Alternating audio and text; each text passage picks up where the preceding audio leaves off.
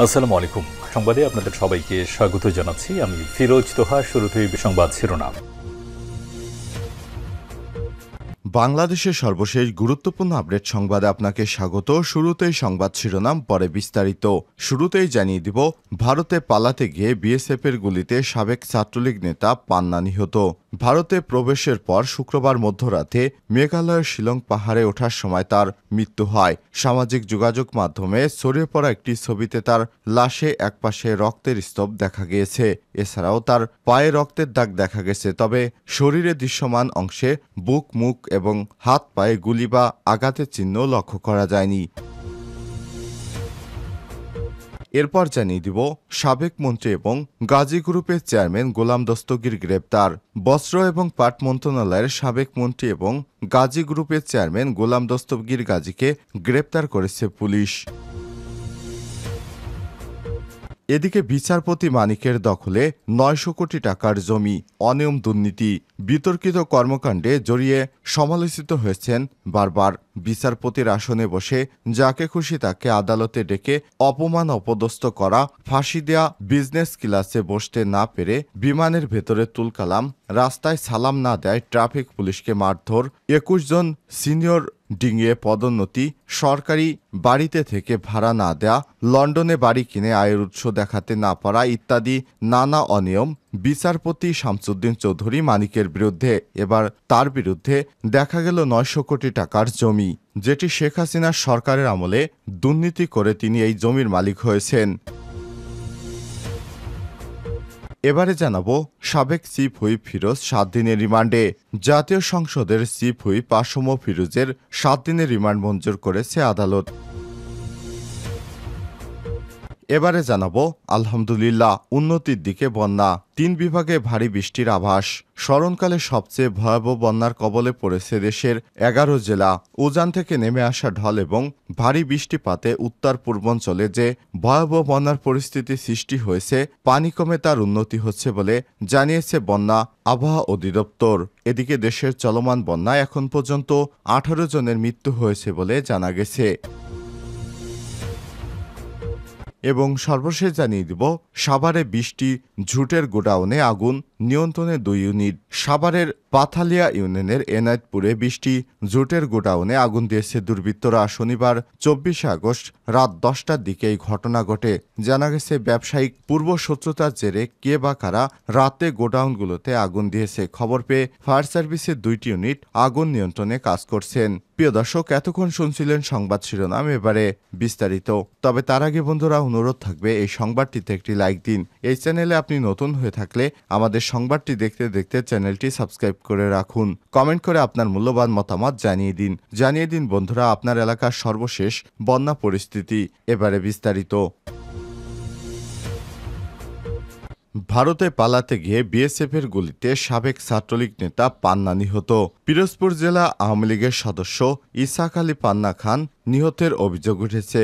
ভারতে প্রবেশের পর শুক্রবার মধ্যরাতে ভারতের শিলং পাহাড়ে ওঠার সময় তার মৃত্যু হয়েছে। সামাজিক যোগাযোগ মাধ্যমে ছড়িয়ে পড়া একটি ছবিতে তার লাশের একটি পাশে রক্তের স্তূপ দেখা যায়। এছাড়াও তার পায়ে রক্তের দাগ লেগে আছে, তবে শরীরে দৃশ্যমান অংশ, বুক, মুখ, হাত পা ইত্যাদি স্থানে গুলি বা আঘাতের চিহ্ন এখনও দেখা যায়নি। প্রত্যক্ষদর্শীদের মতে ইসাক আলী খান পান্না বিএসএফের গুলিতে মারা গেছেন। পরিবারের সদস্যরা জানিয়েছে, ভারতে পালিয়ে প্রবেশের সময় তার মৃত্যু হয়েছে নাকি অন্য কোনোভাবে তিনি মারা গেছেন সে বিষয়ে খোঁজখবর নেওয়া হচ্ছে। পান্নার মৃত্যুর খবর জানিয়ে শনিবার বিকাল থেকেই ফেসবুকে শোক জানিয়ে তার বন্ধুবান্ধব এবং রাজনৈতিক কর্মীরা পোস্ট করছেন। পান্নার বড় ভাইয়ের শালক জসিমউদ্দিন খানের সঙ্গেও ঘনিষ্ঠ ছিল তার। জসিম খানের ৩ দিন আগে পান্নার সাথে তার ফোনে কথা হয়েছে। ২৫শে জুলাই তিনি পিরোজপুর শহরের বাড়িতে এসে ২ দিন পর ফিরে যান। জসিমের দেয়া তথ্য মতে বিভিন্ন মাধ্যমে তারা জানতে পেরেছেন, সিলেটের তামাবিল সীমান্ত দিয়ে ভারতে প্রবেশ করছিলেন পান্না।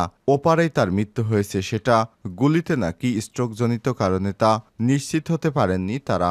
সীমান্তে ভারতে প্রবেশের একটি থানায় তার লাশ রয়েছে বলে জানানো হয়েছে। একই সময় পান্নার ভাগ্নে এবং কাউখালীর জিরাপার সাটুরিয়া ইউনিয়নের পরিষদের চেয়ারম্যান লাইকুজ্জামান মিন্টু।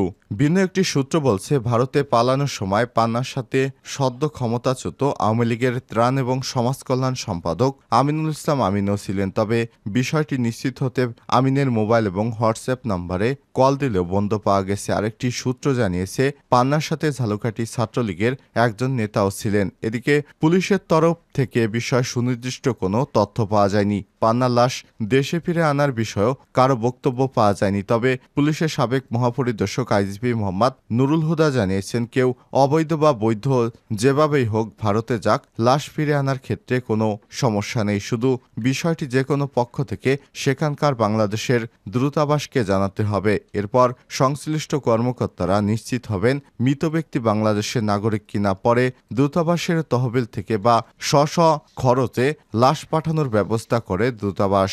গত 5 আগস্ট প্রধানমন্ত্রীর পদ থেকে শেখ হাসিনা পদত্যাগ করে দেশ থেকে পালিয়ে যায়। এরপরেই আওয়ামী লীগের অনেক হেভিওয়েট নেতারা, আওয়ামী লীগের নেতা পান্না খান সহ অনেক নেতাই আত্মগোপনে ছিলেন। সাবেক মন্ত্রী এবং গাজী গ্রুপের চেয়ারম্যান দস্তগীর গ্রেপ্তার। বস্ত্র এবং পাট মন্ত্রণালয়ের সাবেক মন্ত্রী এবং গাজী গ্রুপের চেয়ারম্যান দস্তগীর গাজীকে গ্রেপ্তার করেছে পুলিশ। শনিবার 24 আগস্ট দিবাগত রাতে রাজধানীর শান্তিনগরের বাসা থেকে তাকে গ্রেপ্তার করে আইনশৃঙ্খলা রক্ষাকারী বাহিনী।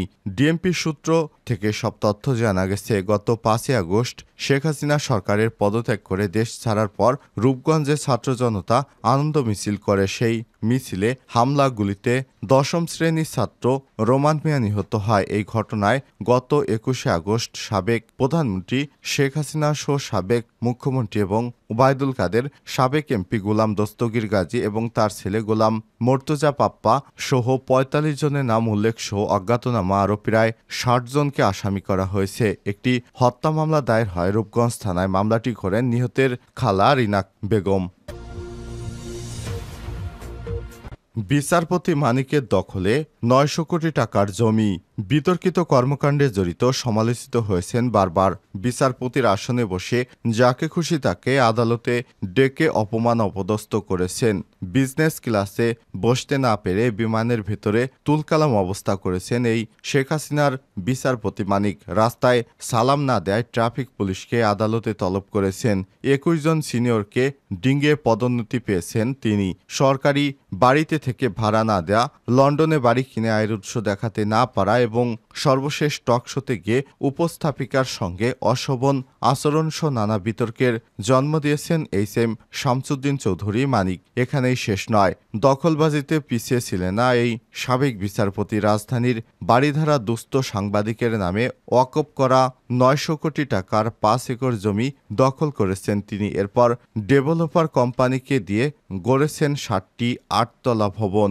রাজনৈতিক পথ পরিবর্তনের পর প্রতিবেশী দেশে পালাতে গিয়ে গত শুক্রবার রাতে বর্ডার বাংলাদেশ বিজিবির হাতে ধরা পড়ে আরেকবার আলোচনায় এসেছেন সাবেক বিচারপতি মানিক। খোঁজ নিয়ে জানা গেছে, দুস্থ এবং অসহায় সাংবাদিকদের পুনর্বাসনের জন্য 1998 সালে journalist association for human rights and welfare, যার নামে একটি সংস্থাকে ঢাকার বাড়িধারায় 10 একর জমি লিজ দেয় সরকার। এরপর 27 বছর পার হলেও সাংবাদিকেরা জমি দখল পাননি। 2009 সালে আওয়ামী লীগ ক্ষমতায় আসার পরই ওই জমিতে নজর পড়ে সুপ্রিম কোর্টের সাবেক বিচারপতি এইচএম শামসুদ্দিন চৌধুরী মানিকের। প্রভাব খাটিয়ে সেখান থেকে 5 একর জমি দখল নেন তিনি। নথিপত্র অনুযায়ী 1885 সাল থেকে আইন উদ্দিন হায়দার এবং ফয়জুন্নেসা ওয়াকফ এস্টেটের মালিকানাধীন হলেও ভুয়া কাগজপত্র সৃজন করে নিজেদের পৈতৃক সম্পত্তি দেখান মানিক। এরপর অ্যাডভান্স ডেভেলপমেন্ট নামের একটি কোম্পানিকে দিয়ে সেখানে তৈরি করেছেন 8তলা বিশিষ্ট 60টি ভবন। সব মিলিয়ে তৈরি হয় শতাধিক ফ্ল্যাট। সরেজমিনে গিয়ে দেখা গিয়েছে, সাউথ পয়েন্টে স্কুলের পাশেই 5 একর জমি দখল করে বানানো হয়েছে 60টি বহুতল ভবন। ভবনের সামনে লেখা রয়েছে বীর মুক্তিযোদ্ধা বিচারপতি শামসুদ্দিন চৌধুরী মানিক, অ্যাডভান্স বাড়িধারা চৌধুরী ভবন। ঠিকানা লেখা রয়েছে রোড নম্বর 11 ব্লক। যে নথিপত্র বলছে বাড়িধারার ওই জমিটি 1998 সালে লিজ পায় জার্নালিস্টরা। তবে পরবর্তীতে এই জমিটি তিনি বিভিন্ন কায়দায় দখল করে নেন। উন্নতির দিকে বন্যা। তিন বিভাগে ভারী বৃষ্টির আভাস। স্মরণকালে সবচেয়ে ভয়াবহ বন্যার কবলে পড়েছে দেশের 11 জেলা। উজান থেকে নেমে আসা ঢল এবং ভারী বৃষ্টিপাতে উত্তর পূর্বাঞ্চলে যে ভয়াবহ বন্যা পরিস্থিতি সৃষ্টি হয়েছে, পানি কমে তার উন্নতি হচ্ছে বলে জানিয়েছে বন্যা পূর্বাভাস এবং সতর্কীকরণ কেন্দ্র। এর মধ্যেই খুলনা, বরিশাল, চট্টগ্রাম বিভাগে ভারী বৃষ্টির আভাস দিয়েছে আবহাওয়া অধিদপ্তর। এদিকে দেশে চলমান বন্যা এখন পর্যন্ত 18 জনের মৃত্যু হয়েছে। ক্ষতিগ্রস্ত হয়েছেন প্রায় 51 লক্ষ মানুষ। দুর্যোগ ব্যবস্থাপনা এবং ত্রাণ মন্ত্রণালয়ের গতকাল শনিবার সন্ধ্যায় এক বিজ্ঞপ্তিতে জানিয়েছে, বর্তমান দেশের ফেনী, কুমিল্লা, চট্টগ্রাম, খাগড়াছড়ি, নোয়াখালী, মৌলভীবাজার, হবিগঞ্জ, ব্রাহ্মণবাড়িয়া, সিলেট, লক্ষ্মীপুর এবং কক্সবাজার জেলার প্রায় 77টি উপজেলায় বন্যায় প্লাবিত এবং 587টি ইউনিয়ন বা পৌরসভা ক্ষতিগ্রস্ত হয়েছে। এছাড়াও বন্যায় 11 জেলায় 9,79,901 পরিবার পানিবন্দী হয়েছে। ক্ষতিগ্রস্ত হয়েছে প্রায় 50,93,530 জন মানুষ। মারা গেছেন 18 জন। এর মধ্যে চট্টগ্রামে 5 জন, কুমিল্লায় 4 জন, নোয়াখালীতে 3 জন, কক্সবাজারে 3 জন এবং ফেনী ও ব্রাহ্মণবাড়িয়া ও লক্ষ্মীপুর জেলায় 1 জন করে মারা গেছেন। বিজ্ঞপ্তিতে আরও বলা হয়, পানিবন্দী বা ক্ষতিগ্রস্ত লোকদের আশ্রয় প্রদানের জন্য 3,513টি আশ্রয় কেন্দ্র খোলা হয়েছে। মোট 3,01,993 জন মানুষ এবং 21,695টি গবাদি পশুকে আশ্রয় দেওয়া হয়েছে। ক্ষতিগ্রস্তদের চিকিৎসা সেবার জন্য 769টি মেডিকেল টিম চালু রয়েছে বলে জানিয়েছে এই অধিদপ্তর।